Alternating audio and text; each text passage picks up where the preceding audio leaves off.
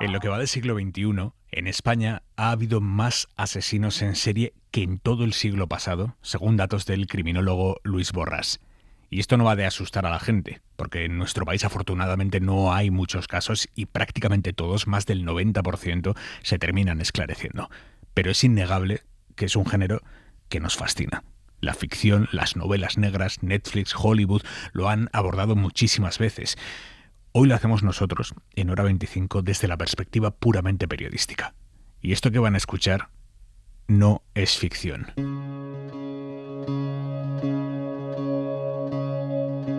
Hoy nos metemos en la mente de un asesino en serie.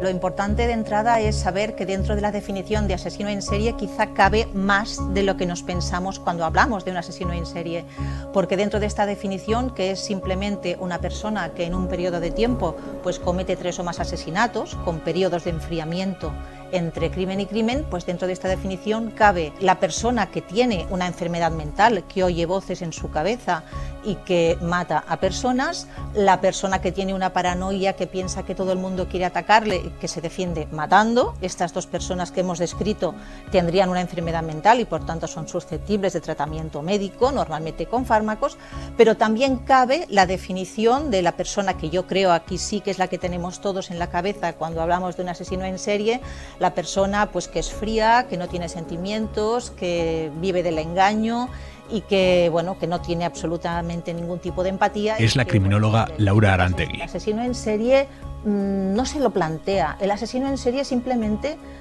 sabe que tiene una necesidad de lo que sea. Muchas veces es de control, necesidad sexual, necesidad económica, también es otro gran tema, necesidad económica, necesidad de desatar su ira porque quiere vengarse de alguien y bueno, en un momento dado lo hace matando, ve que eso le satisface como mínimo momentáneamente y eso es lo que le lleva después a otro y después a otro, pero no hay una planificación de ser un asesino en serie desde el primer momento. El capitán José Miguel Hidalgo forma parte de la sección de investigación de la UCO, la Unidad Central Operativa de la Guardia Civil, el órgano encargado de la persecución de los crímenes más complejos, y habla de 4 pasos en el ciclo psicológico de un asesino en serie. Por un lado, él se genera una fantasía que quiere llevar a la realidad. Va a buscar su víctima, su fantasía. La va a llevar a efecto, va a cometer el delito. Va a tener un periodo luego de depresión, es decir, de enfriamiento. Dentro de ese periodo de depresión, de bajar, bueno, a nivel psicológico, vuelve a una cierta estabilidad y en ese mismo ciclo luego vuelve otra vez a generar esa fantasía y la mejora. O sea, detrás de todo está el móvil, el motivo, el por qué una persona acaba decidiendo matar a otras. El móvil que lleva un asesino en serie a matar son varios, ¿no?, móviles, pero hay 3 muy diferentes que son los más frecuentes. Luis Borràs es psiquiatra forense, criminólogo y autor del libro Asesinos en serie españoles. El más frecuente es la psicopatía. La psicopatía son individuos psicopáticos, nosotros sabemos más o menos lo que es un psicópata, una persona mala, egocéntrica, con un carácter difícil, sin sentimientos de culpa, sin capacidad para arrepentirse, sin que tenga miedo del futuro y además el futuro pues le da igual, ¿no? Le da igual lo que sobre todo el futuro de los demás, ¿no? Son personas manipuladoras, mentirosas, etcétera. Luego, en segundo lugar, hay otro tipo de asesinos en serie que son los individuos que tienen algún tipo de alteración de la esfera sexual. Generalmente lo que se llaman parafilias. Y en tercer lugar, el tercer móvil más frecuente sería la psicosis, es decir, lo que sería la enfermedad mental en la cual el individuo pues está fuera de sí y oye voces o se siente perseguido por un hipotético perseguidor que solamente ve él, tiene alucinaciones y esto le puede llevar a confundir la realidad y ocasionar crímenes, ¿no? Lo que les da placer es lo que consiguen matando. Matar es un medio. Para ellos el placer lo consiguen vengándose de esa persona de quien querían vengarse o consiguiendo el dinero que necesitan para acceder a ese estatus de vida que ansían o que sueñan o bueno o violando pues una mujer mayor porque les recuerda a su madre. Eso es lo que les da ese placer momentáneo. Que para conseguirlo tienen que llegar a matar. Pues bueno, para ellos es un medio, pero no es el matar en sí lo que les da placer. Todos coinciden.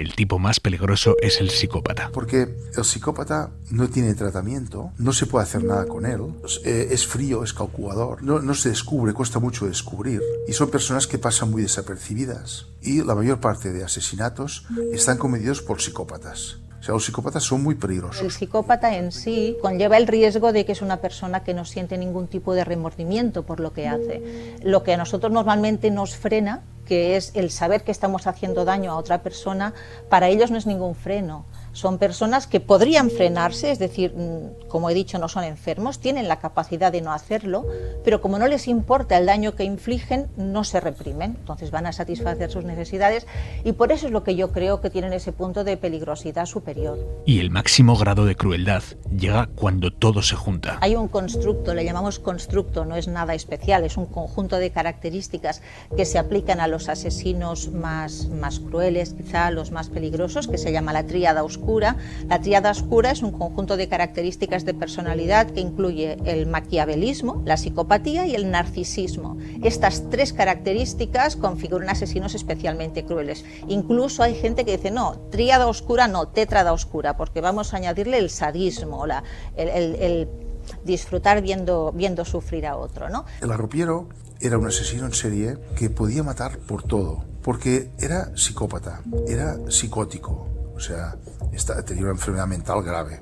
Era alcohólico, era parafílico, porque era necrofílico, o sea, mataba porque mantenía relaciones sexuales con los cadáveres. Era epiléptico, tenía el cromosoma X y Y, o sea, tenía un cromosoma masculino de más, ¿no? Él mismo decía que era súper macho porque tenía un cromosoma Y de más, ¿no? Y además tuvo una infancia caracterizada por el maltrato y su padre se despreocupó de su educación y pasó mucha miseria en la infancia. Todos estos factores, que son dos factores criminológicos que pueden llegar a alguien a cometer un delito, pues el arropiero los tenía todos.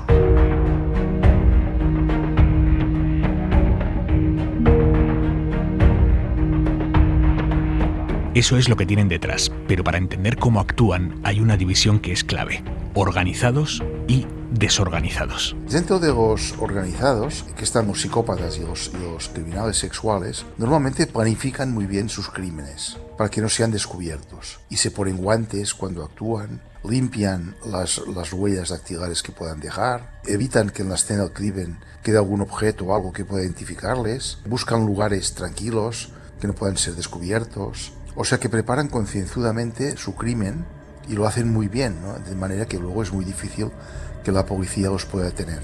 Y luego hay otros que no planifican nada, que actúan, podríamos decir, de una manera desorganizada, podríamos decir casi espontánea, y suelen ser los individuos psicóticos, pero generalmente no toman precauciones y son por ello fácilmente descubiertos. El asesino en serie organizado suele tener rasgos psicopáticos y rasgos narcisistas, y una característica que define a la psicopatía es la ausencia de culpa y remordimiento. Entonces no tiene culpa ni remordimiento, de hecho disfruta, o sea, le produce emociones positivas, ¿no?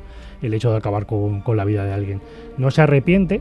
Lo que sí que suele producirse en el asesino en serie es la comprobación de que llevar a la realidad la fantasía no le satisface del todo y necesita volver a repetirlo. Se incorpora el comandante Andrés Sotoca, del equipo de análisis del comportamiento delictivo de la Guardia Civil. Siempre que hay una organización, pues te está hablando de eso, que hay una planificación, que hay una fantasía, pero esa fantasía no se quiere llevar de cualquier manera y va a intentar que no se le identifique y va a preparar muy bien, va a planificar muy bien, va a evitar dejar rastros, incluso rastros que puedan o dejar los mínimos rastros posibles que denoten su motivación. ¿Cómo elige un asesino en serie a sus víctimas? Bueno, la vulnerabilidad es importante, pero yo creo que todo viene determinado por la motivación. Por ejemplo, Manuel Delgado, el arropiero, ¿no? Él lo hacía pues por facilidad. Él era un mendigo, pues lo que tenía más a mano, las personas con que tenía más a mano. Francisca Ballesteros, la que, bueno, no es que me gusten mucho las etiquetas, pero la que llamaban la envenenadora de Melilla, pues ella envenenó a su familia. ¿Por qué escogió a su familia? Porque eran los que estaban obstaculizando, dentro de su cabeza por supuesto, pues que ella tuviera una vida determinada fuera del ámbito familiar, ¿no? Ramón Lasso, ¿por qué asesinó a los que asesinó? Pues porque eran pues su mujer, en los dos casos fueron sus dos mujeres que estaban obstaculizando un adulterio o que él pudiera tener una nueva pareja, ¿no? En el caso de Juan Carlos Aguilar, del que llamaron el falso Shaolin, eran prostitutas de color, también una vez más porque eran vulnerables, pero porque él quería ejercer ese dominio sobre las mujeres para superar sobre todo sus complejos de inferioridad. Los psicópatas generalmente escogen a sus víctimas cuando creen que pueden beneficiarse en algo de estas víctimas. O sea, lo que buscan es el beneficio propio. Y que serían móviles un poco como narcisistas o con afán de poder. Pero el móvil más frecuente en los psicópatas, sin embargo, es el dinero y el prestigio personal. España tiene una particularidad, una especial fijación en cuanto a la victimología, que son las personas mayores. Es curioso que en Europa hay muy pocos asesinos de ancianas, ¿no? Incluso en Estados Unidos también hay pocos asesinos de ancianas. Pero en España pues tenemos bastantes y tenemos dos muy significativos, que son el asesino de ancianas de Lesseps, de Barcelona, y el asesino de ancianas de Santander. Ambos eran individuos que mataban ancianas de una manera muy sádica, las torturaban, las violaban. Evidentemente por vulnerabilidad, o sea, la vulnerabilidad está clarísimo, son víctimas fáciles, accesibles porque son menos desconfiadas, una persona con una apariencia agradable, buenas maneras y un hablar suave, pues fácilmente puede acceder a ellas. Pero en cambio es curioso porque, aunque los objetivos han sido, y es cierto, ancianas, la motivación ha sido distinta. Porque, por ejemplo, hablábamos del celador de Olot, él lo que quería era sentir ese control sobre la vida de las personas, ¿no? Inicialmente, pues con sobredosis de insulina y terminó, los pobres, pues con materiales de limpieza, productos de limpieza. Pero en cambio, Remedios Sánchez y Encarnación Jiménez, la motivación era únicamente dinero, o sea, las asaltaban y robaban sus pertenencias. Y en el caso de Rodríguez Vega, mal llamado también el Mataviejas, le llamaban, en su caso era venganza contra su madre. O sea, él tenía desde muy pequeño una fijación con violar a su madre y, bueno, cuando creció eso pues lo gestionó pues violando y asesinando a señoras mayores. Manuel Delgado Villegas, más conocido como el Arropiero, confesó 48 asesinatos. Este hombre es Alfredo Galán, el asesino de la Baraja. Joan Vila era un trabajador ejemplar, así lo ha definido una de las jefas de la residencia geriátrica de Olot, donde confesó haber matado a 11 ancianos. El presunto asesino en serie de Bilbao se entregaba a la Archancha. Se sospecha que ha acabado con la vida de 4 hombres, aunque podrían ser más. En la mayor parte de homicidios en serie, el asesino siente la imperiosa necesidad de dejar su sello, su marca, su seña de identidad. Eso efectivamente, las firmas no son solo elementos o conductas observables y claras en la escena, siempre van a ser elementos innecesarios. O sea, el criminal, para poder cometer el hecho, necesita ejecutar conductas que le lleven a poderlo completar. También va a intentar escapar y va a intentar ocultar su identidad. Cualquier comportamiento que tenga esa finalidad es modus operandi, pero va a haber conductas innecesarias. Por ejemplo, unas lesiones post-mortem no tienen sentido criminal, no tienen utilidad, la víctima ya está muerta. ¿Por qué lleva a cabo esa conducta, ¿no? ¿Qué satisface en él? Porque no satisface el hecho de matarla porque ya está muerta, ¿no? Eso, por ejemplo, sería una conducta de firma. Por ejemplo, la tortura. Puede querer uno acabar con la vida de alguien, pero no de esa manera, no infligiendo ese sufrimiento. Eso es innecesario, ¿no?, para acabar con la vida. Pues eso sería un elemento de la firma. Entonces, cualquiera de estos rastros que son innecesarios para cumplir el objetivo, pero que el criminal te deja en la escena porque permite representar sus necesidades o sus fantasías, es el elemento más distintivo y el más útil a la hora de vincular esos casos. Y es precisamente la firma, es como decir, aquí estoy yo que desafío a la policía. Soy el mejor, ¿no? Es una firma. Esta firma es como demostrar que no tiene miedo de ser descubierto. El asesino de la Baraja, el primer crimen, si no recuerdo mal, no se dejó nada. Apareció unas de copas en el segundo crimen. Luego puso un 2 de copas y luego en otro crimen puso 2 cartas, un 3 y un 4. El motivo es el querer ser reconocido. Fíjate que esa persona, pues con la pistola que se trajo de Bosnia, empezó a matar personas indiscriminadamente y la carta la dejaba precisamente como afán de notoriedad, para que se viera lo que él había hecho. El asesino Castellón de la Plana, que mató a varias prostitutas en Castellón de la Plana, pues ataba las manos con un nudo marinero, que es un nudo que poca gente sabe hacer porque hay que ser un marinero para hacer este nudo, ¿no? Si no, es raro que alguien lo sepa hacer. Pues él hacía este nudo para demostrar pues que era él, ¿no? Era su firma también. Comienza entonces una investigación policial no solo para encontrar al autor de esos asesinatos, sino para vincularlos entre sí, para confirmar que es el mismo autor. Y para eso, una pata fundamental de la investigación es la perfilación criminal, una técnica que los agentes utilizan para llegar a descubrir quién está detrás de todo.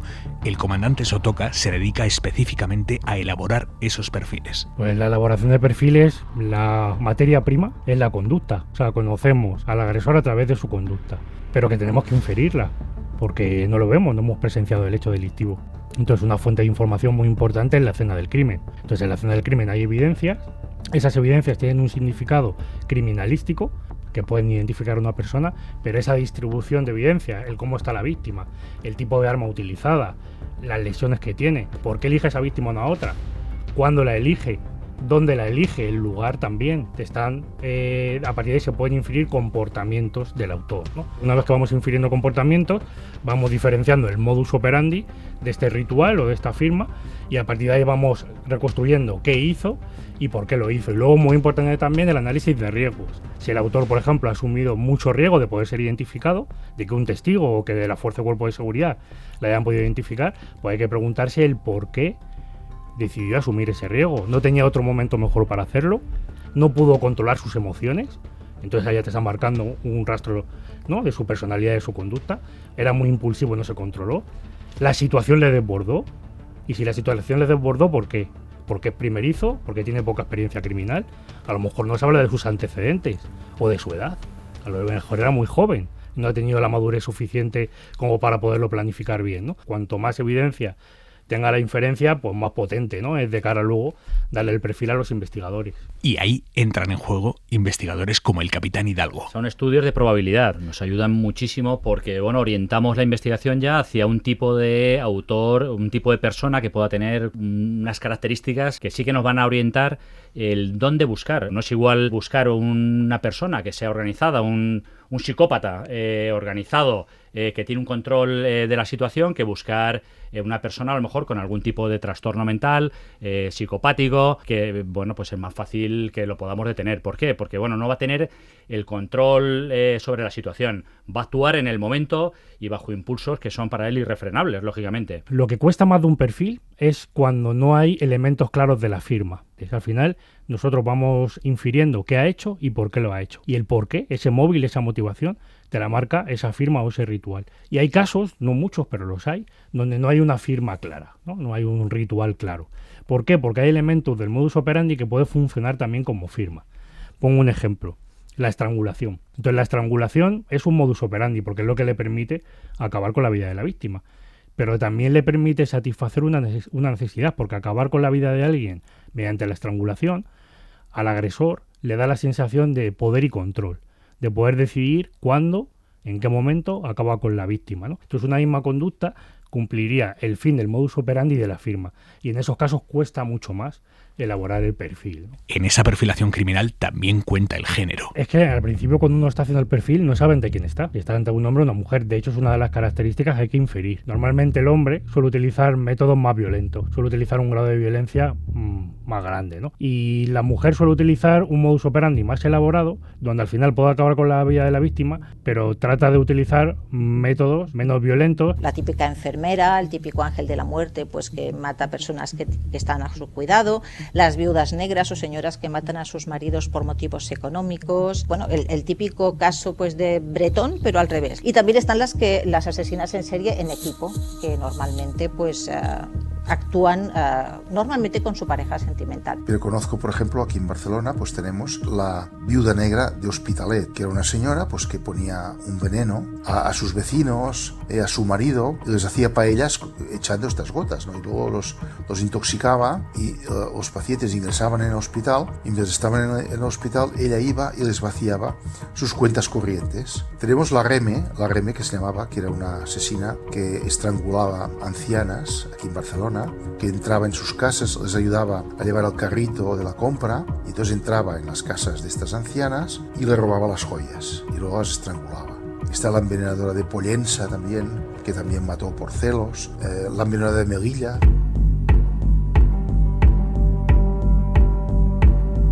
Durante todo el caso, el asesino en serie atraviesa una evolución que va a peor, porque va a más. Normalmente hay una progresión de la maldad. Es decir, el asesino en serie normalmente empieza de una forma como inocente, probando, intentando matar, pero cada vez a medida que pasa el tiempo evoluciona hacia una mayor gravedad y hacia una mayor intensidad de sus crímenes. O sea que es un proceso evolutivo en el tiempo. Pero el asesino en serie es compulsivo. Entonces, hasta que no se le detiene, difícilmente va a poder parar. Su patrón de conducta es tender a repetirlo. Que puede estar mucho tiempo sin actuar, sí, pero que al final acabará volviéndolo a cometer. Normalmente mata al mismo tipo de víctimas, a víctimas parecidas, pero va evolucionando y lo hace cada vez mejor. Busca siempre un tipo de víctima. Por ejemplo, los crímenes sexuales, los individuos suelen buscar mujeres muy parecidas entre ellas. Y entonces cuando han escogido este tipo de víctimas, pues las suelen matar de una manera parecida,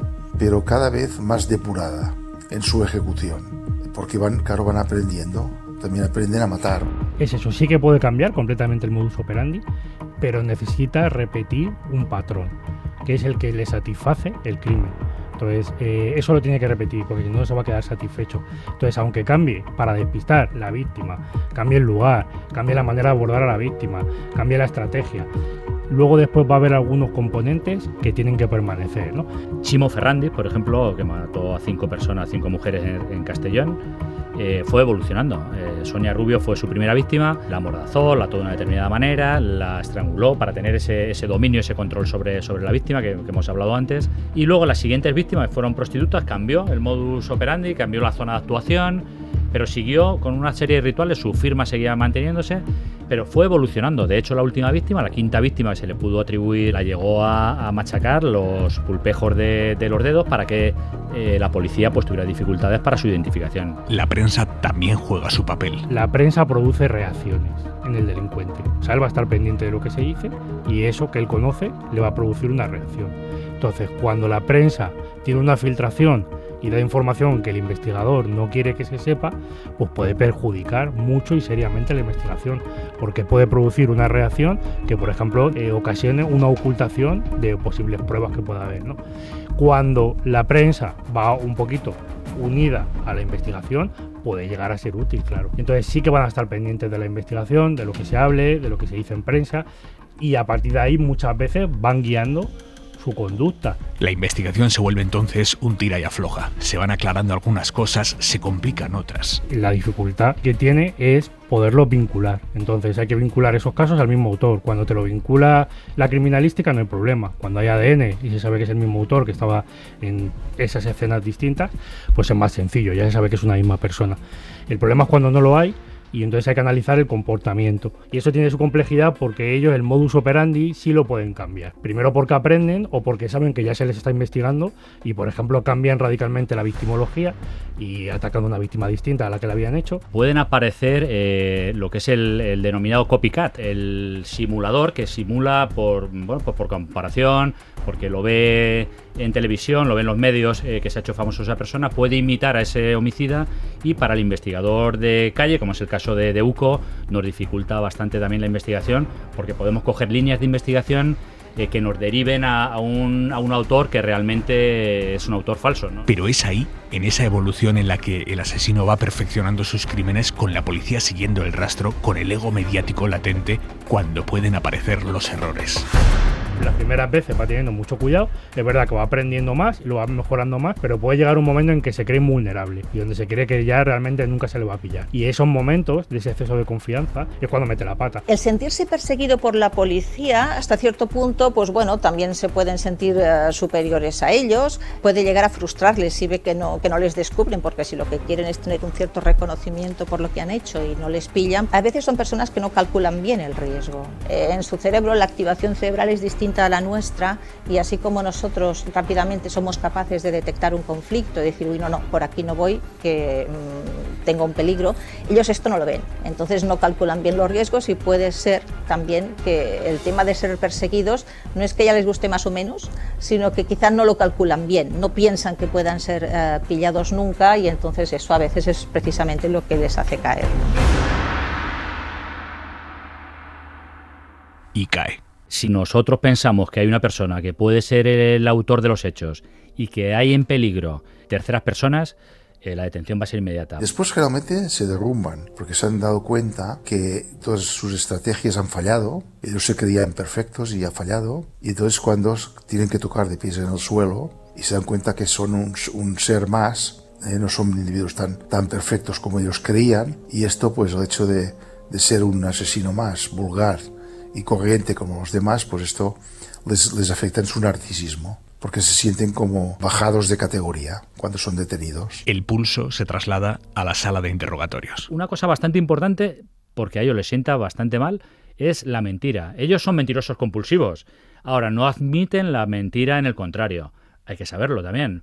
O sea, lo poquito o mucho que se hable con ellos tiene que ser cosas muy claras, muy concretas y no ceder nunca ante sus intenciones porque son manipuladores. Ellos, aunque tienen dificultad para experimentar algunas emociones, como el miedo, ¿no? Por eso se socializan mal, a la culpa, ellos sí que lo detectan bien, ¿no? O sea, suelen radiografiar bien a la persona que se tiene delante, ver sus vulnerabilidades. Como te vean titubear, como te vean fallar, como te vean que eres una persona que no tienes seguridad en ti mismo, a lo mejor no eres la persona válida para hablar con ellos. Hacen pruebas para ver un poquito qué es lo que te puede poner más nervioso, ¿no? Y en función de ellos te hacen también tu propio perfil y sí, pues si pueden, te van a intentar embaucar y llevar a su terreno. Una de las características que tienen este tipo de homicidas es precisamente ese ego personal. Lo normal es que colabore y diga, he sido más listo incluso que vosotros. A mí me ha pasado en alguna ocasión el comentar, sí, me habéis detenido y tal, pero no sois tan listos. Yo he sido capaz de engañaros durante tanto tiempo, de hecho he cometido este delito. O sea, para ellos eso es como un orgullo. Incluso hay veces que se corre el peligro de que se atribuyan incluso asesinatos que ellos se sabe al 100% que no han sido los autores materiales de ese homicidio concreto. Y al final, más que no colaboren, es que colaboren en demasía.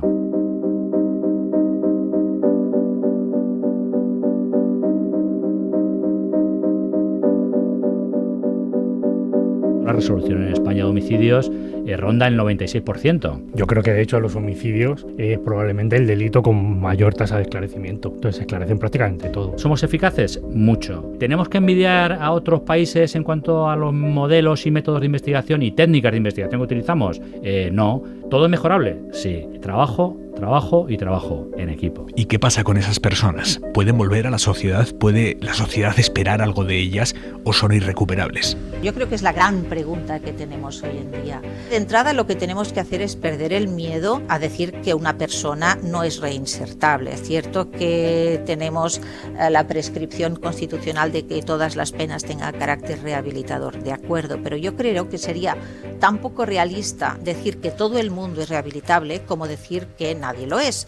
Por tanto, puede haber personas que no lo sean. Llegados al punto de que la persona se ha convertido ya en un asesino en serie, la rehabilitación, si se trata de un caso, como hemos dicho, no patológico, de un psicópata, ¿vale?, por decirlo así, es muy difícil una recuperación total. Lo máximo que podemos aspirar es que lleven una vida sin crímenes.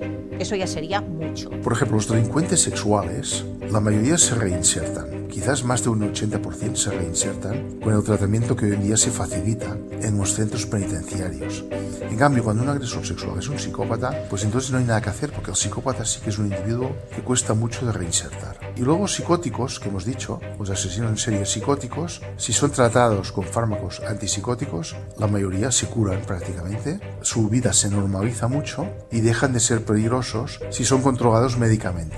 Yo creo que es un problema de educación también, un problema de resocializar a estas personas es muy difícil, no imposible, yo creo que no es imposible y que hay que intentarlo, al menos hay que intentar el que estas personas puedan venir y darles una segunda oportunidad. El castigar por castigar, el aumentar penas no minimiza este tipo de delitos, porque un homicida lógicamente no va a pensar me van a caer 25, me va a caer una cadena perpetua, 3 o 4. Son campos muy complejos, son campos que están estudiados, que siguen en estudio y que yo creo que en un futuro pues llegaremos a conclusiones ya a lo mejor desde el punto de vista científico para erradicar este tipo de conductas.